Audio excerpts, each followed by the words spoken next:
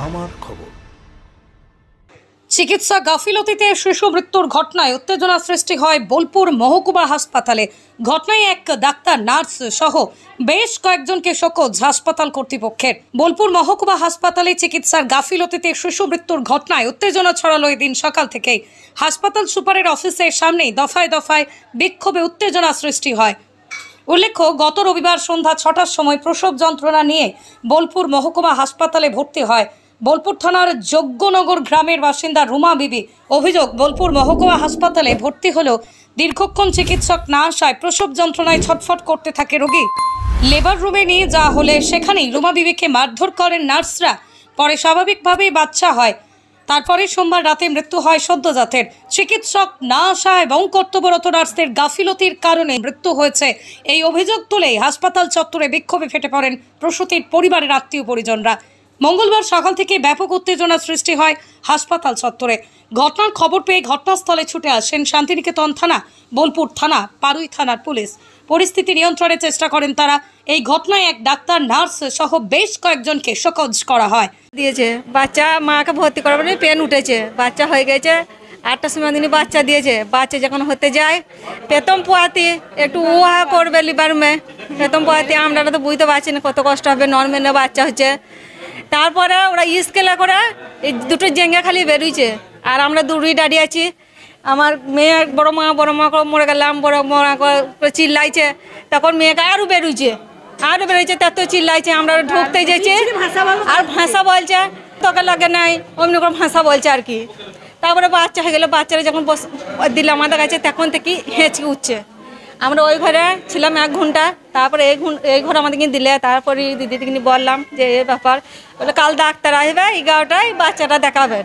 তাই বলে ডাক্তার 11টা বাজলো, 12টা বাজলো, ডাক্তার আসে না। 11টা 12টা বেজে গেল। বলে 2টোর সময়, একজন বলে 2টোর সময় আসবে। 2টো বেজে গেল, 3টায় গেলাম, 4টে গেলাম, ওই যে আজাদ ডাক্তার আসবে না। আবার 6টায় গেলাম, ওই যে আজাদ ডাক্তার আসবে না। তাই বলছে ডাক্তার এলো না। রাত 8টে যখন বাজছে তখন আবার যেছি যে আমাদের বাচ্চা এরকম করছে, দুধ পেছে না আর হেঁচকি কেন বন্ধ হচ্ছে না। তাই বলছি। তবে তোমরা ভালো করে দুধ খাওয়াইছে না, তাতে বলে হেঁচকি বন্ধ হয়েছে না। পিঠটা তুলে লাও দুধ খেয়ে দিয়ে। একটা নার্স এলো, আবার দুধটা ধরাইলে দিয়ে ও পিঠটা তুলে নিলে, পিঠটা তুলে নিলে। বলছে এরকম করে দুধ খাওয়াবে। তাই বলছে আমাদেরকে দিয়ে মাটা কোলে দিলে, ছেলে চুপ করে থাকলো। ওই যে পিঠটা তুলে চাপুরে দিলে আর ছেলে নিঃশব্দ হয়ে গেল। আর আমাদের দুধ, তারপরে আবার যখন আমরা দুধ খাওয়াই দিয়েছি, মায়ের দুধ কিছু মতো ধরছে না। তখন একটা নার্সের কাছে বলছি, দিদি মায়ের দুধ একদম ধরছে না, তাহলে আমাদের একটা দুধ লিখে দেন। আমরা মনে করছি ওই দুধ ধরতে পারছে না, টানতে পারছে না, লিখে দেন। বলে আমরা লিখতে পারবো না, সেই ডাক্তার আসবে কালকে, ডাক্তারবাবুকে বলবেন। তাই বলছে।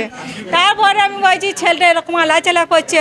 তারপরে আমি আবার গেলাম, আমি বলছি তাহলে আমাদের একটা লিখে দিন। আমরা ভর্তি হয়েছি পরশু দিনে রবিবারই 6টার সময়।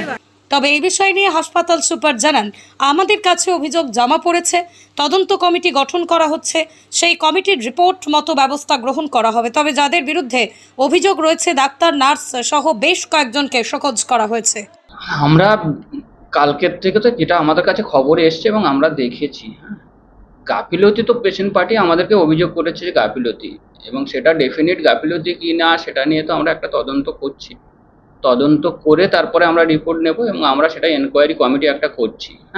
আমার কাছে যে রিপোর্ট এসছে যে বাচ্চাটা খাওয়ানোর সময় শ্বাসনালীতে দুধ গিয়ে পসিবলি মারা গেছে, সেটা তো ডেফিনিট না, রিপোর্ট এসছে। এবারে পেশেন্ট পার্টি তাদের মতো করে অভিযোগ করেছে, আমরা একটা এনকোয়ারি কমিটি করছি, করে তারপরে যা রিপোর্ট হবে আমরা পরে জানাতে পারবো। আমাদের বা যে স্টুডেন্ট নার্স ছিল বা যে সিনিয়র নার্স ছিল সেই নার্সদের আমরা শোকজ করব। আর যেটা হচ্ছে যে ডাক্তারবাবু, পেডিয়াট্রিক্সের ডাক্তারবাবুকে আমরা শোকজ করব, এটা আমাদের সিদ্ধান্ত হয়েছে। আর হচ্ছে আমরা একটা এনকোয়ারি কমিটি করে দেখছি কার দোষ গুণ, তারপরে সিদ্ধান্ত। অপেক্ষার অবসান, উদ্বোধন হয়ে গিয়েছে স্কলিস গুরুকুল শান্তিনিকেতনের। অত্যাধুনিক পরিষেবা সম্পন্ন এই ইংরেজি মাধ্যম স্কুলে সিবিএসসি কারিকুলাম মেনে তৈরি হয়েছে পাঠ্যক্রম। চলতি শিক্ষাবর্ষ থেকেই শুরু হয়েছে ক্লাসও। প্রি নার্সারি থেকে ক্লাস 11 পর্যন্ত ভর্তির ফর্ম পাওয়া যাচ্ছে স্কুল থেকেই। ঠিকানা গোয়ালপাড়া, তালতর রোড, শান্তিনিকেতন। বিস্তারিত জানতে যোগাযোগ করুন 9609039000 এই নম্বরে। দেখতে চোখ রাখুন আমাদের ফেসবুক ও ইউটিউব চ্যানেলে।